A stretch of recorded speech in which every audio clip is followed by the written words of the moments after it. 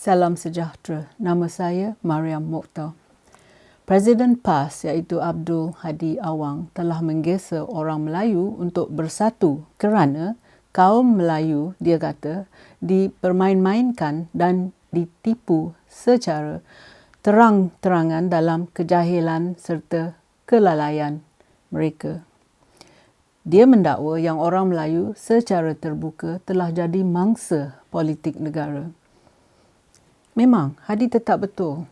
Tetapi, dia lupa menyebut bahawa dua ahli politik utama yang telah memperdayakan orang Melayu adalah ia sendiri dan bekas Perdana Menteri Dr. Mahathir Mohamad.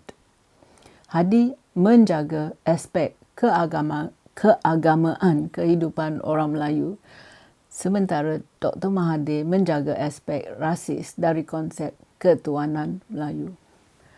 Kedua-dua lelaki ini adalah protagonis. Ketika Dr. Mahathir melancarkan propaganda terbarunya yang dipanggilnya Proklamasi Rakyat Melayu, pemimpin PAS mendakwa kedua mereka mahu menyelamatkan bangsa Melayu. Sebenarnya, majoriti orang Melayu memerlukan perlindungan daripada orang-orang seperti Mahathir dan Hadi. Mereka tetap akan kacau orang Melayu kerana empayar politik mereka hanya boleh dibina dengan menggunakan orang Melayu yang mudah tertipu.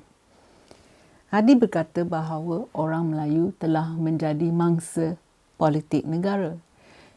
Dia betul.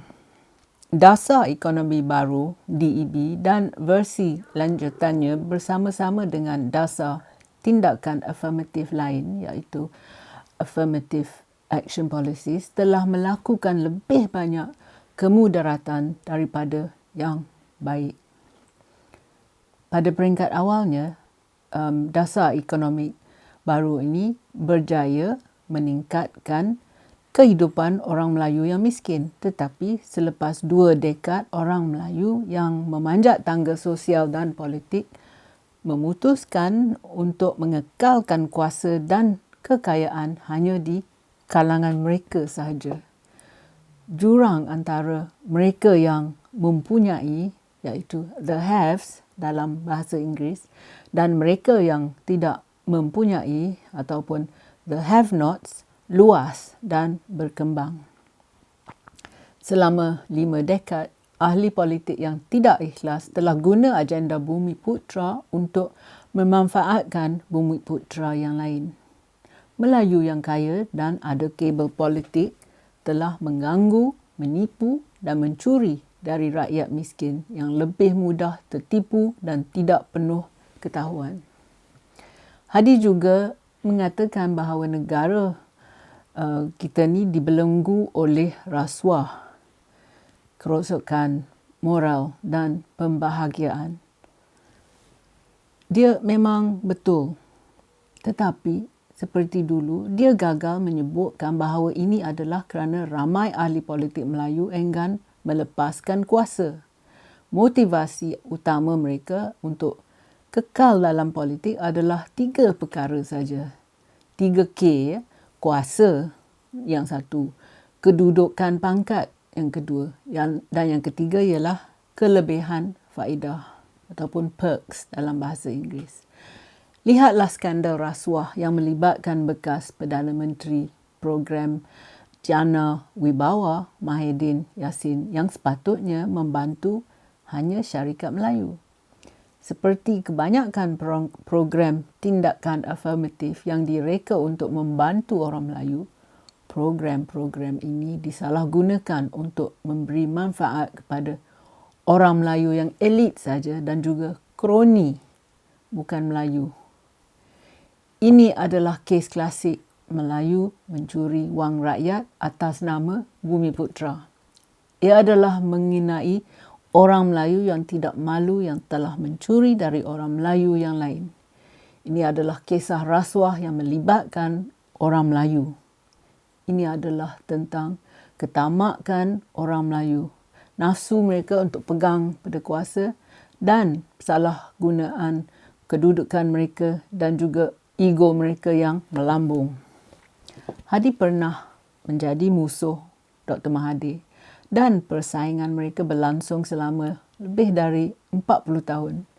Belia Melayu mungkin tidak menyedari fakta ini, di mana kedua-dua lelaki ini menggunakan kaum dan agama untuk mengumpan rakyat Melayu yang biasa. Kedua-dua mereka ini telah bergabung kerana mereka telah gagal membantu dan meningkatkan taraf kehidupan dan paras ekonomi orang Melayu selepas beberapa dekad mereka berkuasa. Sebaliknya, mereka mendapati lebih mudah untuk menyalahkan orang bukan Melayu ataupun parti DAP kerana kegagalan mereka untuk memperbaiki kehidupan orang Melayu biasa. Dasar polisi dari Hadi dan Mahathir telah berjaya mewujudkan sebuah negara yang dibahagikan di sepanjang garis etnik dan masyarakat Melayu telah kehilangan daya saingnya. They've lost their competitiveness. Orang Melayu telah gagal menjadi kritikal dan tak ingin atau tak sanggup menyoal pemimpin mereka. Mereka menjadi lemah dan lebih suka pemimpin untuk berfikir untuk mereka.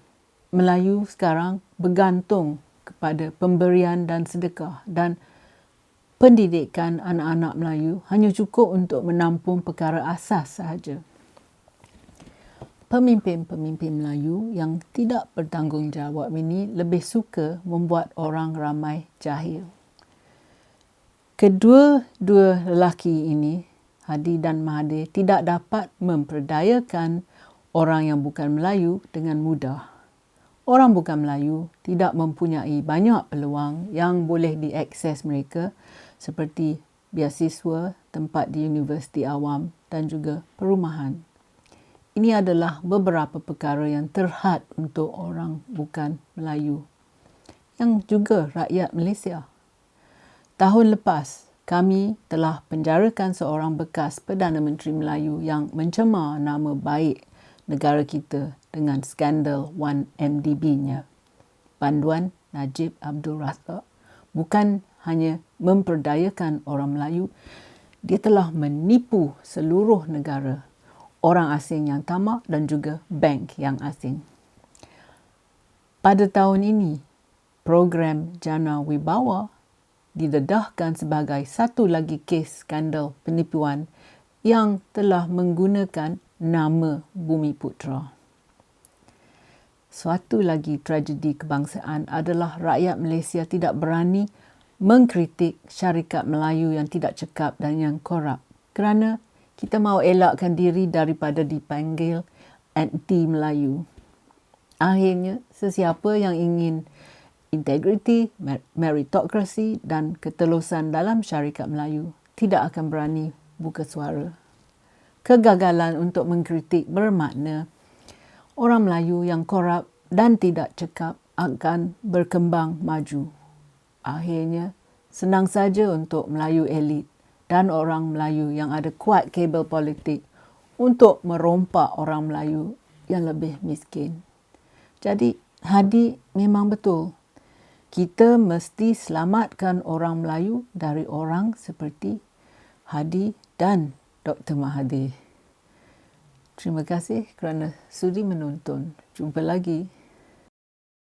Kalau anda suka video saya, sila tekan like dan subscribe pada channel YouTube saya.